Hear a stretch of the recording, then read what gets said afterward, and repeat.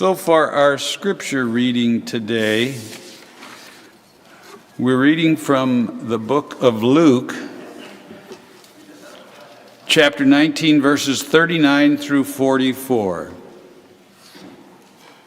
As he came near and saw the city, he wept over it, saying, "If even you had only recognized on this day the things that make for peace.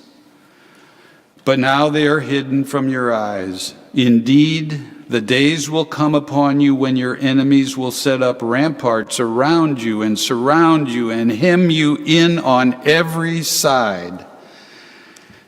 They will crush you to the ground, you and your children within you, and they will not leave within you one stone upon another, because you did not recognize the time of your visitation from God." The word of the Lord.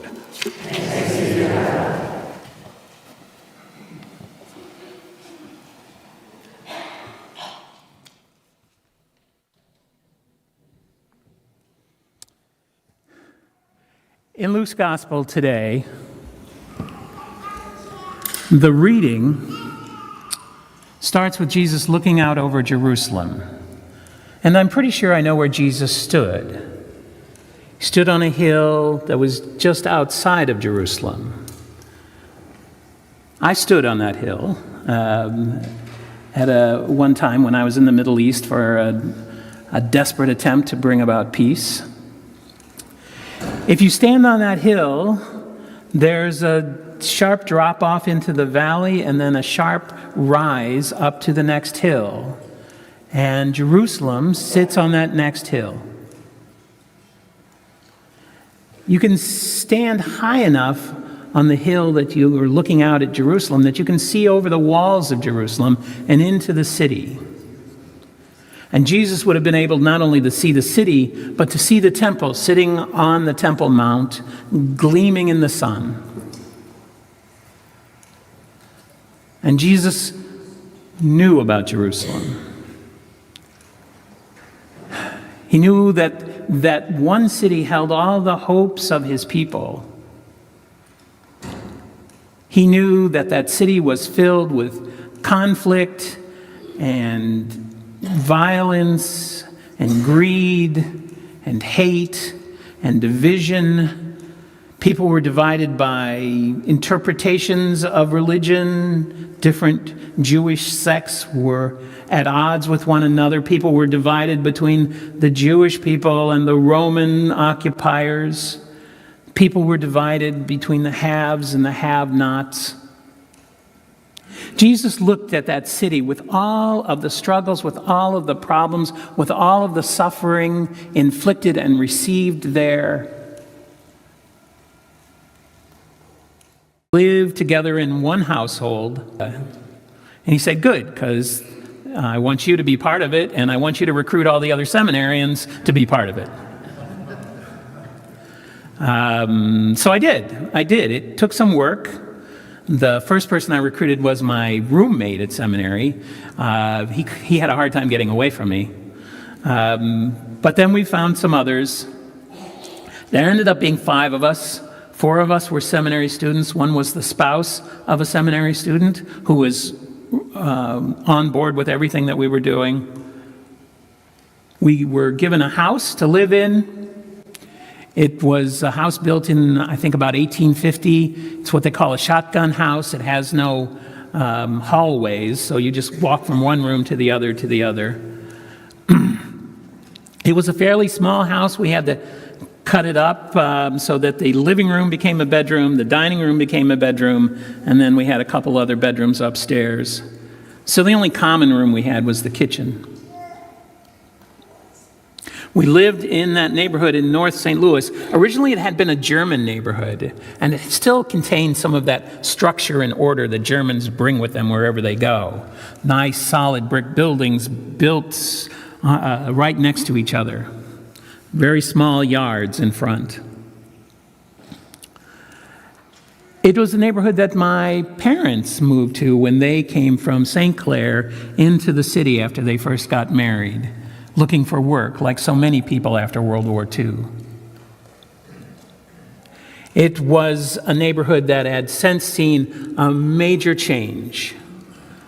Most of the white people who had lived there had left. It was now occupied by mostly African American people, people of very low income.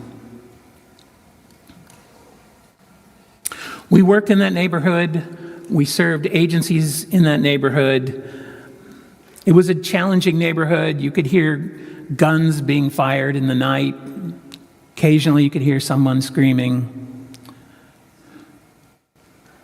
When I walked from my house where we lived to where I worked, I walked through a neighborhood that felt to me a little bit like pictures I'd seen of the aftermath of World War II in Europe, where cities had been bombed.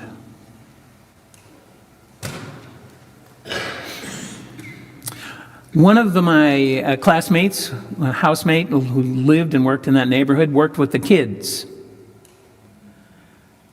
And if you ever want to know anything about a town or a neighborhood, talk to the kids, because they'll tell you everything.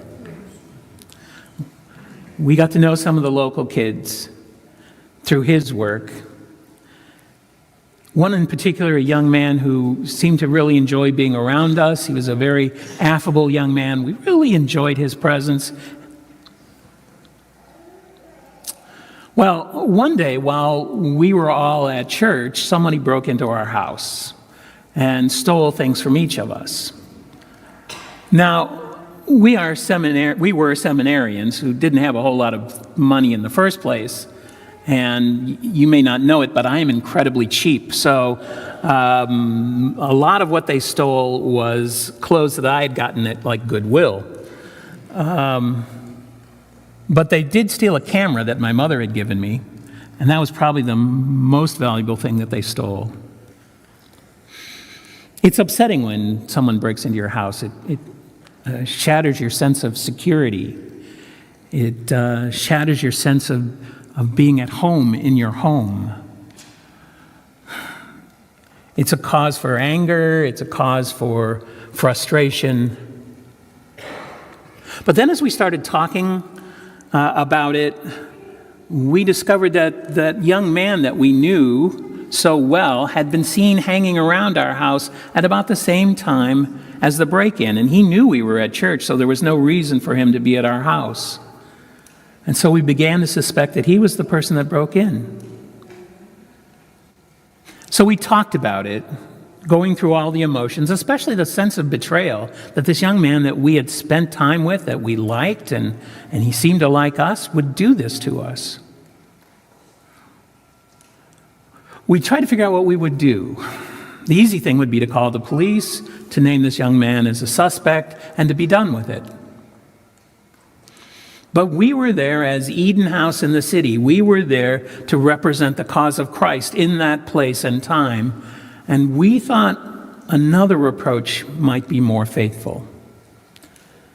So we talked about it, and we decided the thing we would do is we would go to the young man's family.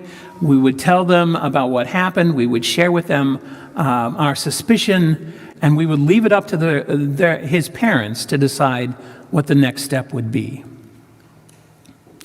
It was not the solution that any of us really wanted to do, but it was the one that felt faithful.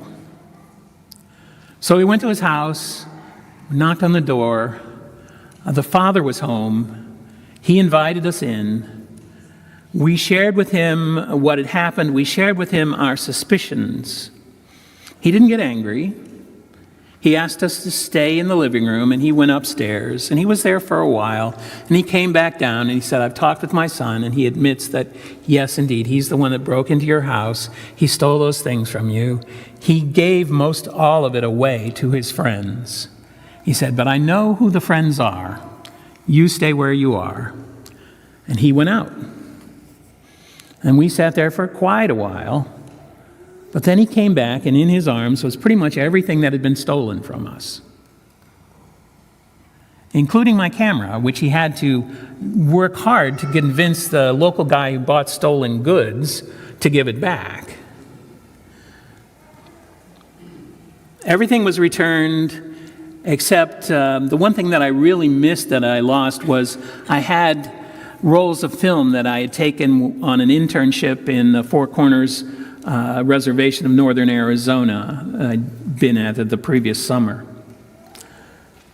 Everything was returned. And so we thought we were done. We got ready to go. And the father said, no, wait. I need you to call the police. And we said, no, we didn't want to call the police. We came here so that this boy wouldn't be subjected to that, he wouldn't have this on his record. We came here to find a better way.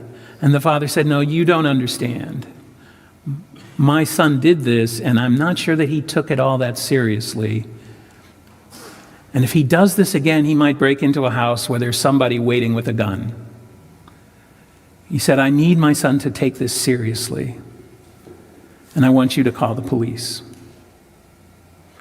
And so we did. And the boy was arrested, and he was jailed. And one of our community made it part of his work to go visit that boy every week, to let him know that we had forgiven him, that we wanted to maintain the relationship with him, that we still cared about him.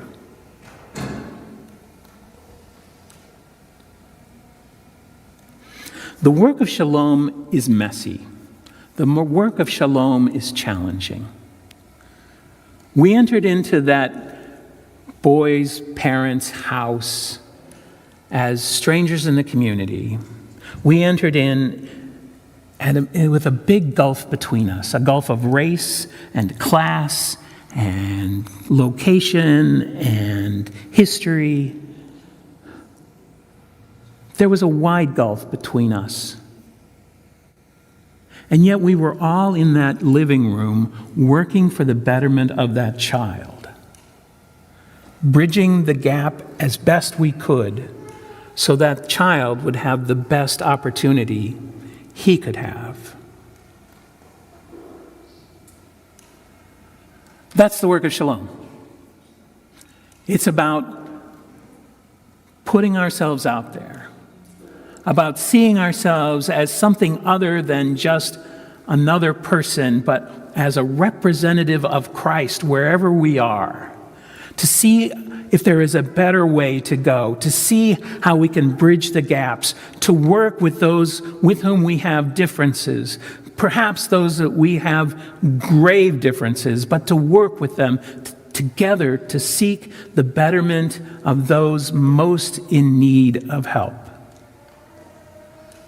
To seek the betterment of those who are most vulnerable, not only in this time and place, but in generations yet to come. That's the work of shalom. It isn't easy. It calls on us to bridge those differences that exist in this community, in this world. We can look at the world as it is today and want to weep for all of the problems, for all of the suffering, for all of the violence, for all of the hate and the fear. We may want to weep as Jesus wept on that morning.